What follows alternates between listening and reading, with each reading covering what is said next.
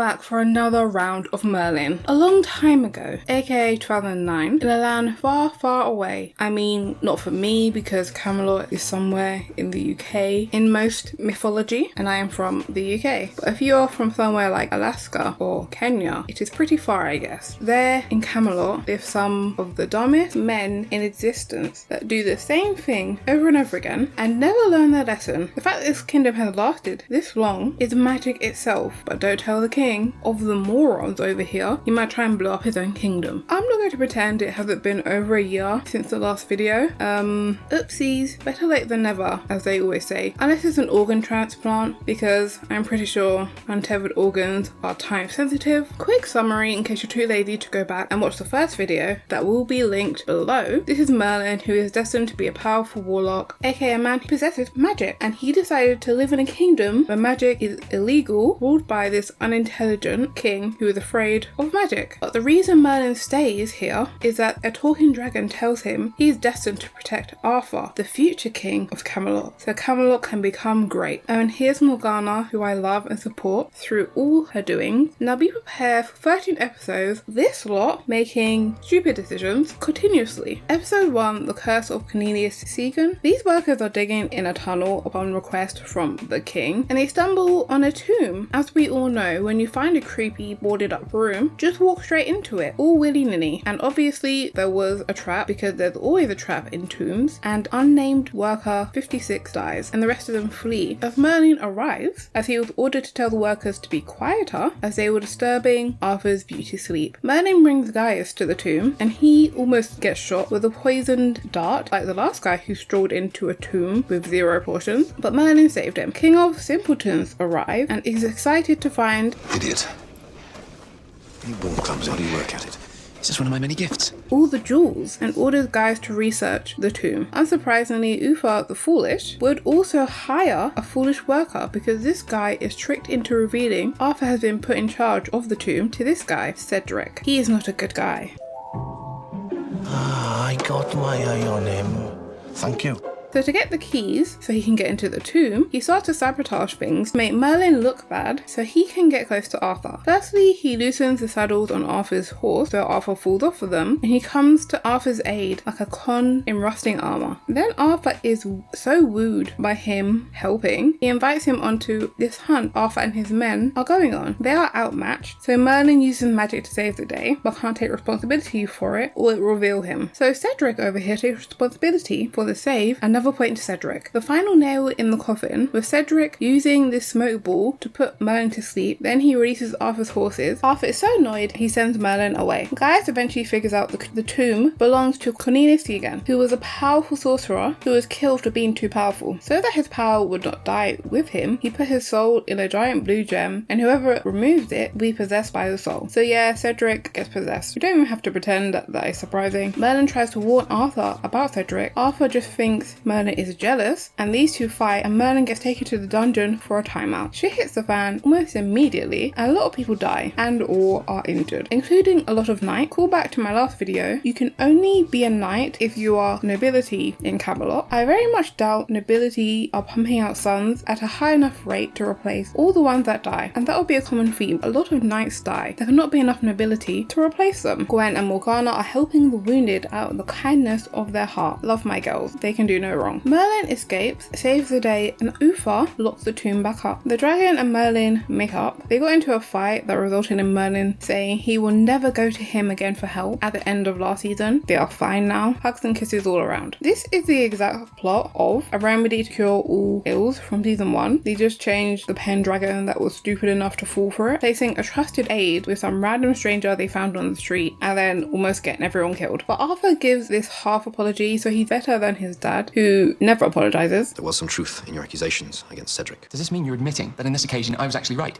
Also, Gaius did warn Uther about the tomb and told him if anything happens to the heart, Segan would return. Then as per my last video, he ignores him and hundreds of people die. He never learns. He gets told something, he goes, no, I'm the king, I know what's best. And then when everything goes wrong, he's like, oopsie, you dead. Overall, great episode to remind you the royal family in the show are idiots. Next up, episode 2, The Once and Future Queen. Starts with Arthur coming to the shocking revelation that no one wants to harm him because he is the prince. And he realizes this when one of the knights let him win a duel. He has noticed his dad's insane, right? Who would want to harm the heir of a crazy man who threatens to kill people for just disagreeing with him all the time? Arthur is enraged by this newfound information, but he lies to his father about going on a hunt of a magical creature. Just said to have the body of a lion, the wings of an eagle, and the face of a bear. That he sneaks back into Camelot so he can secretly participate in this jousting tournament and have this farmer pretend to be royalty so that he can be the face for Arthur. Over in another kingdom, this king hires an assassin to kill Arthur after Arthur killed his son in a duel, which was not Arthur's fault. His son challenged him to a fight to the death. What was he meant to do, die? Whilst Arthur is pretending to be on a hunting trip, he stays with Gwen and spends the whole episode acting like a spoiled brat. I think I'll take a bath. That might be difficult, seeing as I don't have a bathtub. Prepare me a bowl of hot water. I'll take it you have a bowl. I think I can manage a bowl. Until Gwen eventually snaps and tells him off, which makes Arthur sad, so he offers to cook her a meal, but Arthur has never cooked in his life, so he just gets Merlin to get him a meal from the castle. Gwen eventually figures out he lied and is mad at him again. Where did you get those plates? From the cupboard. They have the royal seal. Merlin finally learns there's an assassin looking for Arthur and interrupts their dispute. The next day is the final match, and the assassin kills Arthur's opponent so that he can kill him. These two smooch before the match, and during the match, Arthur is seriously injured but refuses to forfeit and goes back for the second round. Merlin discovers Arthur's real opponent is dead, but it's too late to stop him, so he uses magic to save him, and the assassin dies, making Arthur the winner. Arthur's whole plan was to win the tournament fair and square, then reveal himself to prove he was not just winning due to his title. But he decides against this and lets the farmer take all the glory, clearly influenced by Gwen telling him to be humble. Arthur and Gwen realize they can never be together because royalty cannot marry a servant. Sad times. First night you were here, I thought a pig had got into the house. So now I'm a pig. Thank you, Guinevere. I just meant you sound like a pig. Moving on to episode 3, The Nightmare Begins, and it's a Morgana episode. Praise the old god. Saying that, Morgana is not having a great time in this episode. We either barely see her in the series or she is suffering. That's all that happens to her character in this show. Morgana almost accidentally sets herself on fire using her powers and makes a window explode. The next day, they all come in to investigate the damage, and Uther concludes it's magic. Uther is right for once. It is magic, but the call is coming from inside the house, literally. He shares the dining table with the call every day. Morgana goes to confide in Gaius and tells him she started the fire, but Gaius calls her crazy, even though he knows she is right. Merlin hears all this through the door and then confronts Gaius about it. So this door is not made out of a soundproof material, as I joked in the last season, and people can eavesdrop if they so please. So explain to me why Merlin and Gaius are always screaming about Merlin's magical band powers when their front door is made out of paper. That was my main observation of this episode. They should whisper more often. Of course, Merlin does not listen and goes to ask the dragon to help, but he says to leave Morgana and not tell her about her powers. Again, this is Merlin, so obviously he does not listen. Since suspecting magic, Uther has ordered Arthur to go round up all the suspected magic users in the kingdom, and Merlin sneaks a look at the list that Arthur got, and he decides to save this druid woman in exchange for information on where the druids are. Merlin later sneaks to Morgana and tells her to go to the druids if she wants to learn more about her powers. As soon as the sun rises, they realize Morgana is gone, and Uther assumes she has been kidnapped and threatens to execute all the suspected magic users, guilty or not, unless Morgana is returned. Is he not going to do that anyways? So Merlin sneaks off to retrieve her, but since Merlin is a fool, he is followed by the knights. They do not know they are following Merlin though. After being attacked by these giant scorpions, Morgana was saved by a guy called Aglain, who brings her to Mordred, who she saved in the last season. Morgana learns about magic and accepts that she has it. Then Merlin arrives and begs her to come back, but she refuses. Then the knights arrive and start killing everyone. Eventually, Morgana's new friend Aglain is killed and Mordred escapes, and Morgana is forced to go back home to the castle. She was almost free. Also, Arthur thinks Merlin has a crush on Morgana because he caught him bringing flowers to her when it was just to tell her about the druid. What are you up to? Nothing, honestly. Arthur, I would never lie to you. I respect you far too much for that. Next we have episode 4, Lancelot and Guinevere. Gwen and Morgana are travelling somewhere when they get jumped and kidnapped. They manage to escape, but Gwen uses herself as a distraction so Morgana can get away. And the thieves are enraged that Morgana got away, so they decide to pretend that Gwen is Morgana and give her to the man that wanted Morgana for ransom. I will not impersonate my mistress. And you will die where you stand. Morgana gets home and demands Uther go rescue Gwen, but Uther refuses to go help save a servant girl. I didn't know you were a gutless coward. Oh, God. Perhaps if you would stop shouting at me for 1 second, you would notice I am packing. So Arthur and Merlin sneak off in the night to go rescue her. Back in the place where Gwen is being kept, she runs into Lancelot, who has been down on his luck and is having to battle to make money. Lancelot decides to try and save Gwen, but it fails because she gets caught. Just as they are about to get eaten by Rufus from Kim Possible's ancestor, Merlin and Arthur swoop in and save the day. This whole episode is Lancelot and Gwen talking about how much they have longed for each other since the last time they met. They barely interacted. I know they are doing this because in the mythology these two get together, but these actors have no chemistry and Lancelot is boring. He has no personality whatsoever. Look on the bright side. You still got me. Is that supposed to cheer me up? Now we have a two-parter, episode 5, Beauty and the Beast, part 1. This episode is funny. We can all laugh at Uther's stupidity. Get your popcorn out. A beautiful woman walks up to Merlin and Gaius and asks to see the king and has the seal for the house of Tregor and says she is Lady Katrina and she is accompanied by her servant Jonas. Turns out Katrina and Uther met as kids and they are rekindling that bond. Katrina reveals her kingdom was attacked and everyone died, including her father, a friend of Uther. They later have a meal that is just Uther and Katrina blatantly flirting with each other. It is so bad that Morgana and Arthur leave the table. You are far more beautiful now. Gaius has been suspicious of Lady Katrina, so he sends Merlin upstairs to her with a vial of medicine, but she rejects it. This proves Gaius' suspicions right, because when she last came to Camelot, he diagnosed her with a lifelong incurable bone condition that she would need medicine to treat her. Rejecting it proves that she's not the same Katrina he knew, and she must be a fake. Uther and Katrina have a picnic date, but when Uther is not looking, she throws the food away for some reason. Merlin goes to look for clues about who this really is, but is caught by Jonas and he lies saying he was just there to change the sheets. And just as he's about to leave, Merlin notices Jonas has a bright green tail. Merlin tells Gaius this and notes Katrina's bed had not been slept in and the room had a foul odour. Gaius tells Uther about his suspicions and as per the other 17 episodes of this show, Uther is stupid and tells Gaius he must be wrong. That night, Merlin sneaks into Arthur's room just above Katrina's room and uses a mirror to see her true form. Then he drops the mirror due to shock, which causes Arthur to wake up and see the broken pieces and accuses Merlin of being a peeping Tom. If I ever find you doing it again, I'll feed you to the dogs.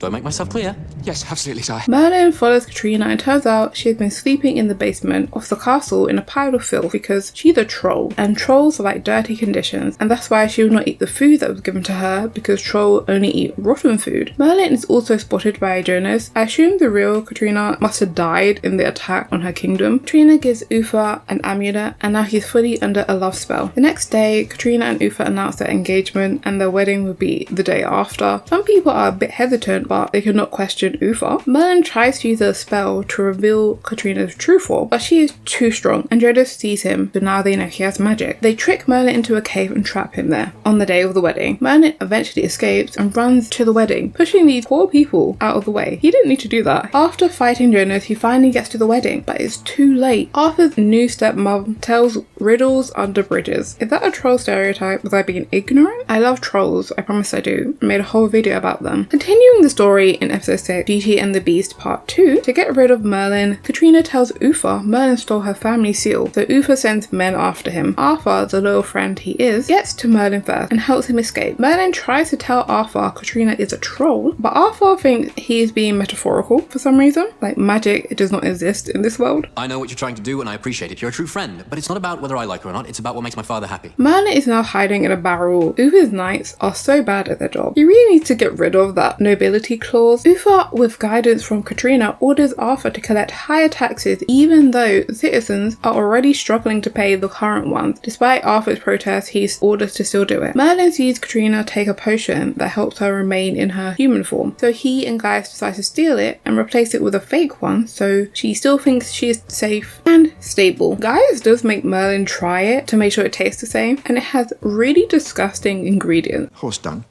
crushed sheep's eyeball, Oh, lovely. pond scum, 3 wolf spiders and what? After seeing how much the citizens of Camelot are suffering due to the higher taxes, Arthur has enough. So he tells Uther they cannot do this, and Uther takes away his status as the next in line for the throne and gives it to Katrina, and Arthur goes to his room and sulks. During the ceremony to make her next in line to the throne, the potion starts to wear off, so she rushes the process. Well, get on with it then. I mean, really, where did you dig up this old crone from? She's right. Get on with it. And storms out to get back to her room. But Merlin uses magic to stop her from getting there, and the spell fully wears off, revealing her true form. But Uther is still under the spell of the amulet. She's a troll! A giant, grey, stinking troll! So he thinks she's the most beautiful woman ever. You know how they say for better or for worse? Uther really took that to heart. This is definitely worse. Arthur tries to talk reason into his father, but Uther tells him to stop bullying her. Stop it! Haven't you hurt her feelings enough? Uther then beds his lovely troll wife. True love right here. The next day, they have an intervention about Uther's wife, and he said anyone else who insults her will be tried for treason, then beheaded. So things are looking great for Camelot. Merlin goes to the dragon to ask him how to break the spell, and the dragon laughs in his face multiple times, as he should. He hates that man. So do I. I hate him too, dragon. He says Uther can only be freed with tears of true remorse. So they decide to kill Arthur. Gaius and Merlin come up with a plan to break the spell by faking Arthur's death with a spell that slows his heartbeat to near death that requires an antidote to release him from the sleep, or he will actually die. Antidote? What antidote? You didn't say anything about an antidote? I didn't think it was important. What could go wrong there? Well, what did go wrong was Merlin was immediately attacked by Jonas and knocked out, and the antidote smashes on the floor. Uther finds Arthur and cries, which breaks the spell, and he now realizes what has happened, and they all start fighting over Arthur's near dead body. Merlin mopped up the antidote with a rag and gives it to Arthur, who wakes up and kills both Katrina and Jonas.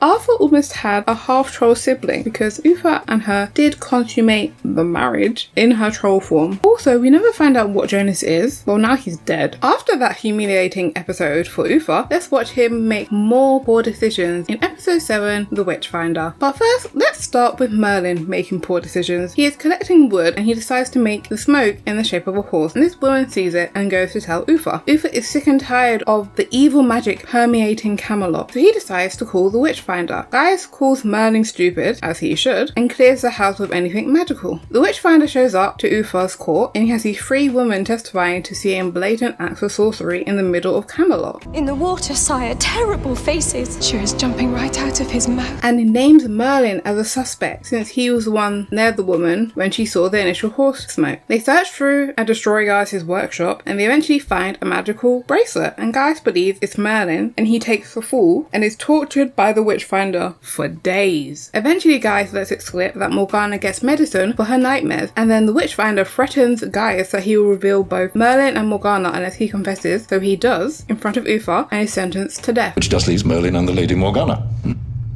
But we struck a bargain. Oh, I don't bargain with sorcerers. Arthur sneaked Merlin into Gaius' cell so that he could say his final goodbyes, and Merlin and Gaius realised the bracelet belonged to neither of them, so the Witchfinder must have planted it. Merlin starts to investigate with Gwen, and they find the flower Merlin saw in the Witchfinder's room is belladonna, that causes hallucination. Then they find out the Witchfinder forces Gaius to sell it to women in eye drops, and that's why they all thought they saw sorcery in the middle of town. So Merlin starts scheming. Firstly, they get Arthur to stop the burning at the stake. Then they get the guy to reveal what happened with the eye drop. Now full of doubt, Uther orders the Witchfinder's room to be searched, and in there he finds hundreds of magical bracelets like the ones found in Gaius' workshop that definitely were not planted there by Merlin last night. The final nail in the coffin for the Witchfinder was him throwing up a frog. Again, totally nothing to do with Merlin. The Witchfinder tries to hold Morgana hostage, but Merlin uses magic, so he drops his sword, then he falls out of a window. Gaius is now freed, and Uther offers to replace the things that were destroyed in the raid. He does not even apologise about almost burning him at the stake, and starts to blame the Witchfinder as if he ruled Camelot. Gaius snaps at him, as he should. But you deceive yourself.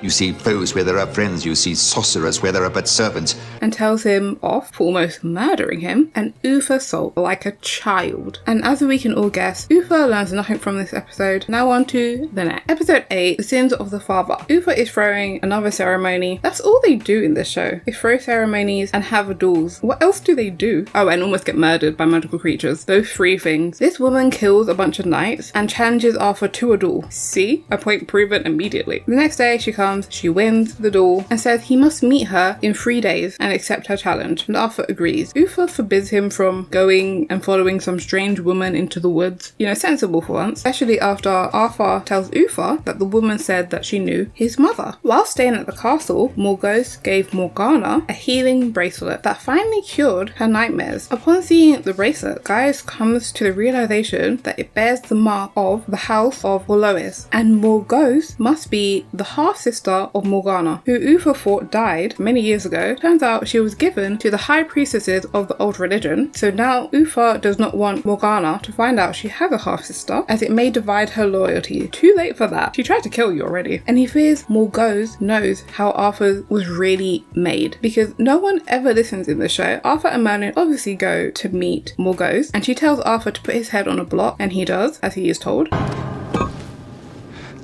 You've shown that you are truly a man of your word, Arthur Pendragon. And that means he passes her challenge. So she allows Arthur to talk to his mother, who reveals Uther used magic to make Arthur, and she died because of Uther. Do not let this knowledge change you. Arthur is enraged by this information and charges back to Camelot and challenges his father to a fight to the death. Just before Arthur kills his dad, Merlin jumps in and tells Arthur the ghost lied and it was all a trick by Morgause. So Arthur spares his father's life, and now Arthur agrees all magic is evil. So that's great for Merlin. And Uther thanks Merlin for saving his life by threatening to kill him if he tells anyone what happened. If you ever speak of what happened between myself and Arthur to another living soul, I will have you hanged. Lovely fella. Now we have episode 9, The Lady of the Lake. Merlin and Gaius pass a girl in a cage caught by a bounty hunter because she must have magic. Merlin suggests that they help her, but Gaius says to leave it alone. Merlin is incapable of listening, so of course he frees her and hides her in the catacombs, and she tells him her name is Freya. The bounty hunter tells Uther the girl escaped and that she is cursed in a way that even the Druids feared her. Over the next few days, Freya and Merlin grow closer and he sneaks food to her and they even kiss. Meanwhile, in the town, people keep getting murdered by a mysterious creature. It's obviously Freya. It's Freya. Merlin plans to run away with her that night after discovering that she is a murderous, cursed beast. Like, it's not her fault she's doing it, but she is killing people. He even steals one of Morgana's dresses, which Arthur catches him with and just assumes that Merlin likes to wear dresses. After the mirror incident, the flowers, and now this dress, Arthur should think this guy's a bloody weirdo. It's not for me. What a man does in his spare time is completely up to him. No, you've got this wrong. Anyway, Freya ends up being hunted by the bounty hunter as well as Arthur and his knight. Then she transforms in front of them into this panther with wings and eats the bounty hunter, and Freya is injured but gets away. Merlin finds her bleeding to death, but we don't see her bleeding because this show is PG. Merlin somehow sneaks her out of the city without issue to the Lake of Avalon, where they say their farewells, and Freya promises to pay him back for his kindness, and then she dies. Merlin gives her a Viking funeral. I was wondering whilst watching this episode, if she could fly, why did she not just flee at any point? Also, if it was so easy to sneak her out, why did they not do that in the first place? Merlin was just walking around with this dying girl in his arms like it was nothing. I would like to point out that the entirety of this episode could not have gone on for more than a week. He was going to flee everything he knew and doom Camelot for this random woman. All he knew about her is her name and that she used to live near mountains. That is it. I recognised the title of this episode as something from King Arthur's mythology and considered her final words were, "I will return the favour." I assume she'll have an important role later. So I looked it up. The show changes a lot from the mythology of King Arthur, such as the Lady of the Lake name is Nimue. Yes, like the woman who helped Arthur be born in this show. I do wonder why they changed it. It also says that the Lady of the Lake at some point gives Arthur Excalibur in the lore, which makes sense. She was thrown into the same lake as the sword in season 1, but it also says she murders Merlin in the lore of King Arthur. So looking forward to that. Something's been upsetting you, hasn't it? Maybe. Still. That's better. Thanks. Moving on, episode 10, Sweet Dreams. The kings of the Five Kingdom arrive in Camelot to sign a peace treaty, but this king does not want peace because he runs a nation that sells weaponry and armor, so he is planning to sabotage the peace talks. His plan is to give Arthur a love potion using this guy called Trickler to do it. The love potion is to make him fall in love with Lady Vivian, daughter of King Olaf, who is known to kill anyone who makes romantic advances to his daughter. Arthur meets Vivian, hates her, and Gwen is forced to work with her while she's there. Later that night, Trickler gives Arthur the love drop, and Arthur wakes up smitten and tells Merlin to deliver flowers to his one true love. Merlin assumes he means Gwen because she is the only woman he has been pining on all season. Arthur tries to woo Vivian, but is rejected. Merlin eventually realizes Arthur meant Vivian, and he tries to get the flowers back, but it's too late. Gwen's seen them. After being rejected, Arthur sulks in bed and finds a lock of hair, and Merlin realizes Arthur's sudden change in heart must be caused by magic, and then very quickly realizes it must be the Trickler due to his performance earlier in the episode. And Guy says they have to find a cure before a war breaks out. King and Trickler realize they need to get Vivian to fall in love with Arthur too. They sneak into her room and put a love spell on her. Vivian wakes up enamored with Arthur and storms into Arthur's bedroom to announce her love. Merlin knocks her out and hides her in the cupboard just as her father storms in after Trickler told him Arthur was trying to woo his daughter. I have dishonoured you in some way, then by all means provide me with proof and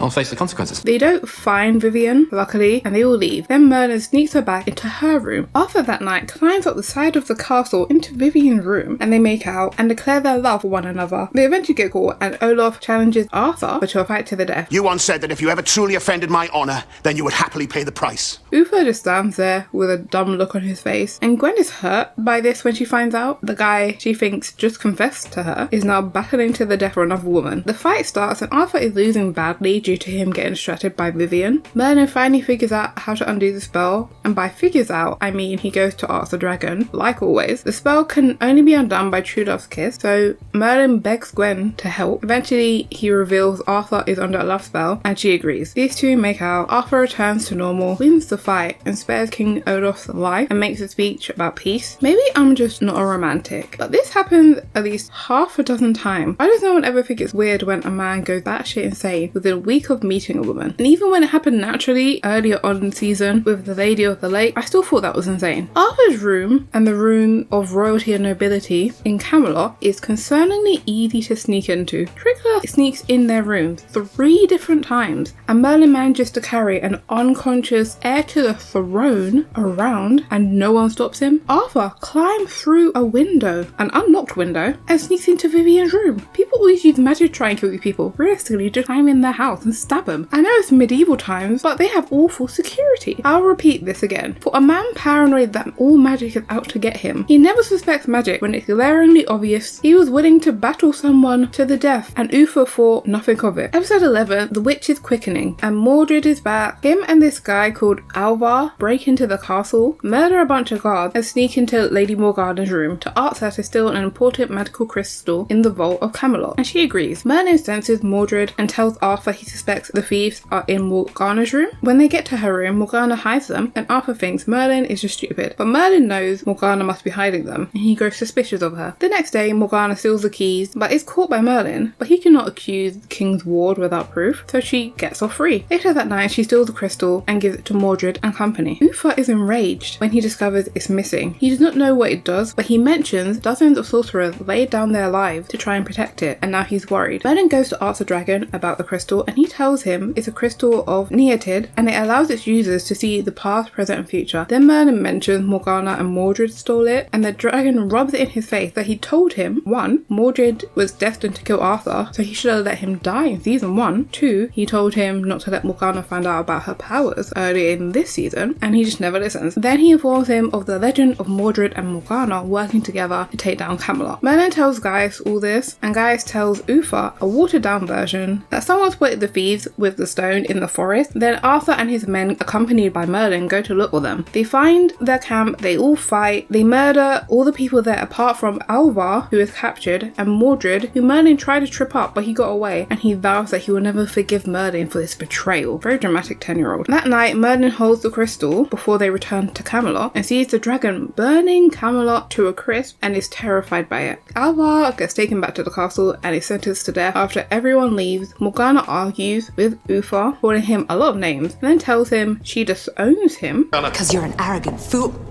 You were deaf and blind to the very needs of the people you profess to serve and protect. And tells him to burn in hell. That night, Morgana drugs the guard and allows Alvar to escape. It was obviously Morgana who did it, but Uther could not bring himself to accuse his own ward. Whoever has done this, they have betrayed me. They have betrayed the kingdom. End of episode. Episode 12, The Fires of Idirishola. And Morgause is back, and she has brought some dead knights called the Knights of Medea to life to attack Camelot. A farmer sees this and warns Uther, who then sends Arthur to go investigate it. That night, Morgause visits Morgana, and Morgana agrees to help her with whatever she's planning. Arthur and his knights, as normal, accompanied by Merlin, get to the tomb and get jumped by these undead knights, and these two barely escape. The rest of them died. No one warned them. They return, and everyone in the city is asleep and will not wake up. Everyone except Morgana, which Merlin explains to Arthur that Gaius gave her the only antidote because the illness struck Morgana days ago, whilst it just hit everyone else now. Well, Merlin thinks it's because Morgana has magic. He doesn't want Arthur to know that. Merlin and Arthur carry Uther's unconscious body around and try and hide him from the knights. Eventually, the knights get into the castle and attack Merlin, but they ignore Morgana. This is when Merlin realizes she has something to do with all this, and it's not just her magic protecting her. He goes to Arthur the dragon for help. I need your help. What am I going to do?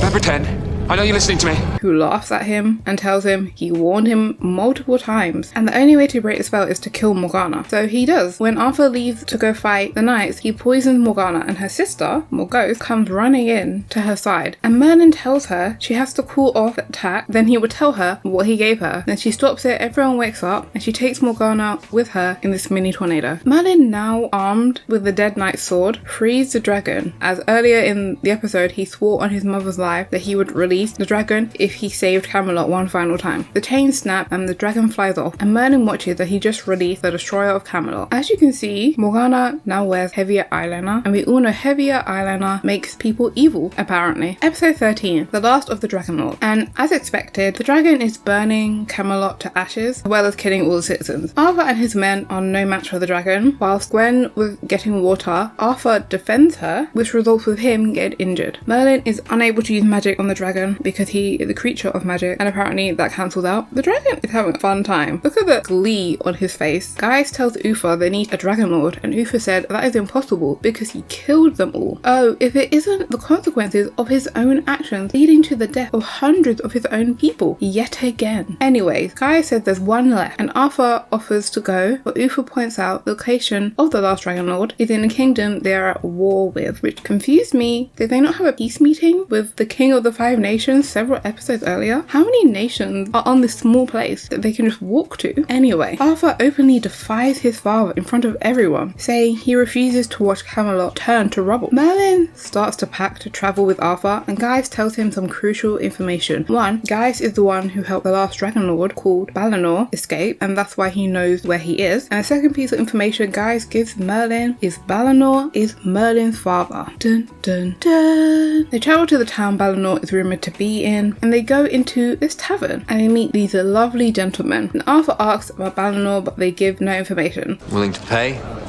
Handsomely. Never heard of him. Later that night, they are sleeping, and this guy tries to rob Arthur, but is caught, and Arthur forces him to tell them where Balinor is. He reveals he lives in some cave. Arthur and Merlin travel to the cave, but have to hide from the knights of the land. They at no point name this kingdom, by the way. I looked it up. It's just referred to as Sendra's kingdom. No name. As they are hiding, Arthur falls asleep. I'm assuming from an infection to the injury he got at the start of the episode. So Merlin has to travel to find Balinor himself and asks him to help his sick friend. Balinor agrees. This scene was so awkward. It is just Merlin staring in silence for the most part, and Balinor reveals he knows the unconscious guy he just treated is Arthur Pendragon, and he demands to know why they are there. Merlin tells him the dragon is attacking Camelot and asks for his help, but Balinor refuses and tells him Uther had his knights hunt Balinor down and made him flee the only woman he ever loved, obviously referring to Merlin's mum, but he doesn't know that yet. So again, Uther's actions screw everyone. Arthur wakes up the next day fully healed, and he also asks ask Balin to help, but he again refuses. So they decide to leave, and Merlin tells him Gaius said that he was a man of honor, but clearly not. They start trekking home, and Balin shows up, and he says he wants to help due to Gaius, and Merlin reveals Balin is his dad. They share a cute father-son moment. Uther could never. They are attacked by knights the next day. Balin dies, so Merlin's happiness did not last long, and all Merlin has left of his father is a small wooden dragon he carved for him. Arthur and Merlin return and give the bad news of Balin's death. Arthur announces he still plans to fight the dragon and asks for any volunteers. There is this guy called Sir Leon who has been appearing in a few episodes. Nothing major, he just pops up every once in a while this season. He is a knight of the round table, just not that important right now, but I thought I would mention him. He is the first knight to volunteer for Arthur's suicide squad, and the rest join Arthur afterwards. Gaius comforts a grieving Merlin, and he tells him the power of the Dragon Lord is passed down from father to son, but only when the father dies. So now Merlin is the last of the Dragon Lord, but Merlin does not believe that he contained the dragon. As Arthur prepares to leave, Merlin announces he will be joining, and they share a sweet moment. Are you really going to face this dragon with me? I'm not going to sit here and watch. I know it's hard for you to understand how I feel, but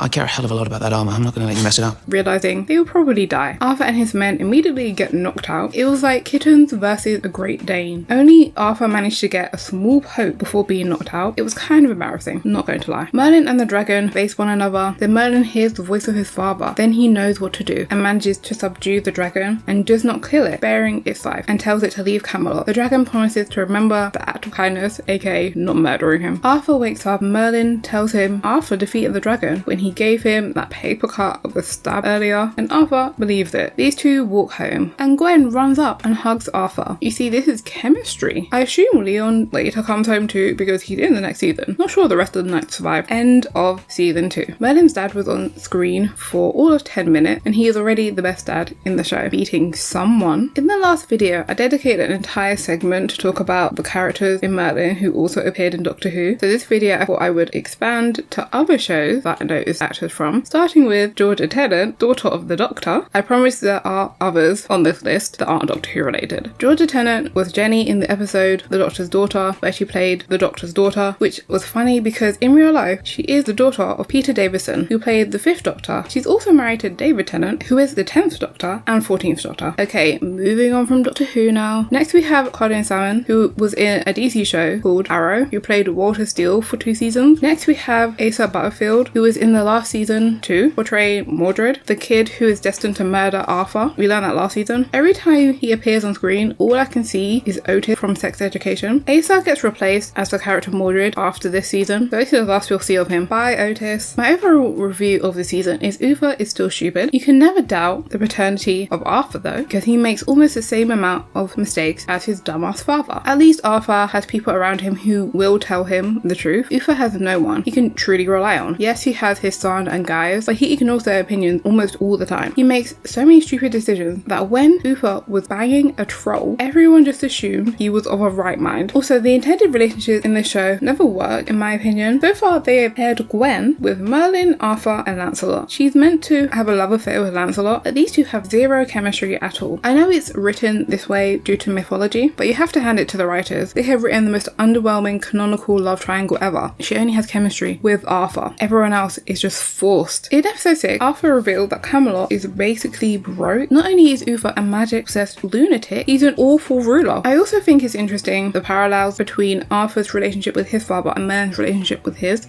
Merlin only knew his dad for 2 days, but they built a bond through mutual understanding of magic and a want to protect the people they care about. Balin lived 20 years in a cave just to keep Merlin's mum safe from the dangers that followed him, whereas Arthur has known his dad his entire life, yet they are constantly at odds with one another, and Uther sacrificed Arthur's mum for what he wanted. Even in the episode, Arthur and Uther are fighting again. Arthur has to publicly defy his father for the good of Camelot. Considering how Uther and Balin have such hatred for one another, Merlin and Arthur share nothing but trust and respect for one another most of the time, and I really appreciate that bond. Overall, I prefer season 1, and that seems to be a common opinion since season 2 is the season with the lowest rating. Since the first part of this video I made last year, I have been consuming more Arthurian content, some of them good, like the books Legendborn and Bloodmark, some of them different, like King Arthur's Disaster. I have also made a video on Avalon High, which was fun. So the next video on Merlin will not take over a year, as I am on a King Arthur roll. Maybe 9 months instead, who knows. That'll be all for this video. Like, subscribe, goodbye.